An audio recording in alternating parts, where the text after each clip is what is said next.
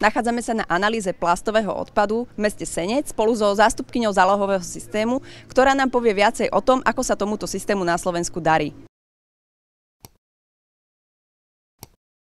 Dobrý deň, Lucia Morvaj. Rada by som sa vás pýtala, ako hodnotíte prvý pôrok od spustenia zálohového systému z pohľadu zapojenia sa výrobcov a distribútorov do odberných miest. Ďakujem pekne v prvom rade za pozvanie, že mám možnosť povedať viac k tomu, ako nám to v podstate všetkým ide. Je veľmi dôležité to práve z pohľadu tých odberných miest, čiže distribútorov, ktorí sa zapájajú. Povinní boli zapojení od januára, to je niečo vyše 1100 odberných miest, ale práve tí dobrovoľní, ktorí sa zapájajú každý týždeň, ich počet rastie, čo nás nesmierne teší, pretože dnes máme viac ako 2600 odberných miest po celom Slovensku. Mapu nájdete na stránke Slovensko zálohuje a tá vám pomôže vyhľadať to najbližšie miesto, ktoré máte vlastne pri sebe, kde môžete vrátiť zálohované obaly.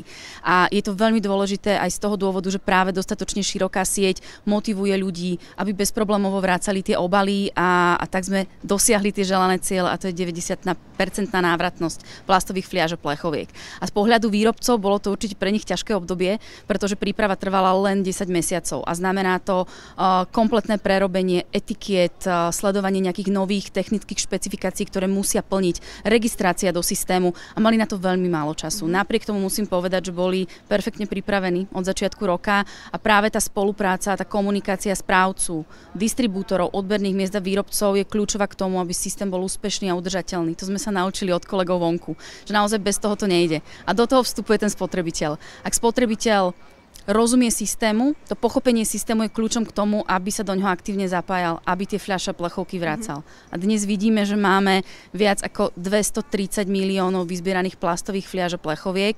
Je to približne 42% plechoviek, zvyšok tvoria plastové fľaše a naozaj atakujeme tie ciele, blížime sa k tým 60% a ja si myslím, že sa nám podarí na konci roka prekročiť ten cieľ, ktorý máme daný zo zákona, čo je teda minimálne 60%, pretože vidíme, že aktivita Slovákov je naozaj rýchlejšia a intenzívnejšia, ako sme očakávali, tak my ako správca, tak ako jednotlivé prevádzky. A teší ma to, pretože vidíme, že sa strácajú pätky a plechovky z prírody. Strácajú sa z žltých kontajnerov a verím, že aj zo zmesového odpadu. Takže pre mňa je to naozaj signál, že Slovensko prijalo zálohovanie a čaká nás ešte veľmi dlhá cesta k tomu, aby sme ho zdokonaľovali. Koľko odberných miest by bolo z vášho pohľadu taký ideálny stav? V tých prvotných analýzach, ktoré sme robili ešte pred spustením systému, sme sa pozerali na počet miest organizovaného trhu, nejakú časť neorganizovaného trhu a na mieru 90% návratnosti sa domnievame, že by to malo byť číslo približne 6000 prevádzok. Ale je to samozrejme odhad. Dnes máme 2600, nestačí to na 90% a hlavne aj na ten komfort. Takže teraz je kľúčové, aby práve dobrovoľné miesta rozširovali tú sieť. My sme im k tomu ako správca nápomocní z hľadiska poskytnutia informácií, aj tých výhod, ktoré s tým majú a zároveň sa budú ale rozvíjať také tie alternatívne kanály zberu, lebo máme festivaly, máme rôzne eventy, máme tu hotely, reštaurácie, kaviarne, pitné režimy vo firmách, ktoré nie sú povinné. Ako zákon je nastavený naspäť do obchodu. Vrátim naspäť do obchodu. A toto sú možno ešte kanály, na ktoré sa chceme sústrediť v priebehu budúceho roka, aby sme ako keby našli spôsob aj na riešenie týchto odberov. Takže aké subjekty sa môžu stať odberným miestom? Zo zákona je to nastavené naspäť do obchodu, to znamená všetky predajne, ktoré predávajú plastové fľaše a plechovky, ak majú viac ako 300 m2 povinne, ak menej dobrovoľne. Je tam samozrejme nejaká miera efektivity, kedy sa to oplatí aj tej prevádzke. Máme to približne nadimenzované tak, že ak sa vyzbiera približne 70 obalov denne, oplatí sa aj tej prevádzke zainvestovať napríklad do ručného skenera, odoberať to ručne.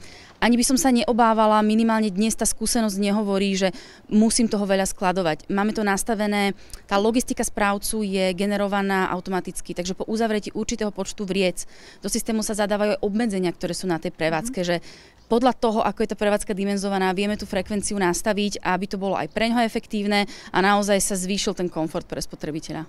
Môžete nám tak skrátke povedať, čo všetko obnáša vlastne to zaregistrovanie sa u správcu, aby sa daný subjekt stal odberným miestom?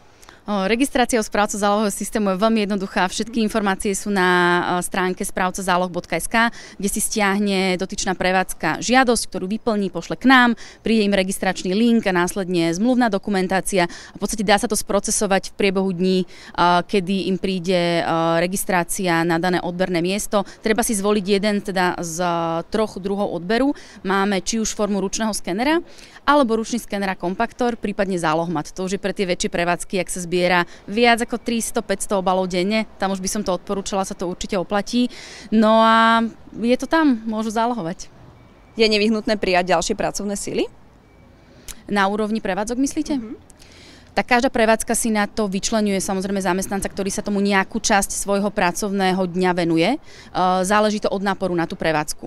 A to je presne to, čo si najlepšie vedia zvážiť distribútori. Preto je dôležité, že celý ten zálohový systém funguje v tejto symbióze, že sám distribútor si aj dimenzuje to, že aký typ stroja, koľko, s akou kapacitou si dá na tú prevádzku, lebo on pozná svojho zákazníka, on pozná, koľko predáva, aké bude približne ten koeficient návratnosti a tým pádom aj teraz si za tie prvé mesiace sledujú, že koľko času im to naozaj zaberá a majú to následne vykompenzované v manipulačnom poplatku, pretože každý distribútor, ktorý odoberá a je registrovaný v systéme, dostáva za odobraté kusy obalov jednak naspäť záloh, ktorý on vyplatí zákazníkovi a dostane naspäť aj manipulačný poplatok, ktorý je vlastne cenou za jeho službu, za odber tých zálohovaných obalov od zákazníka. Čo pokrýva jednak tú úvodnú investíciu do zariadenia, ale tiež čas jeho pracovníka, energie, plochu, na ktorej napríklad to zariadenie stojí a podobne.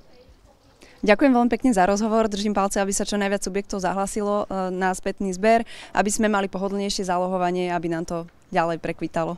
Ďakujem. Ďakujem veľmi pekne za pozvanie a ďakujeme všetkým dobrovoľným prevádzkam, ktoré sa zapoja do zálohového systému. Zaujímajú vás témy z odpadového hospodárstva? Dajte aktívny odber kanálu Naturpak klientom.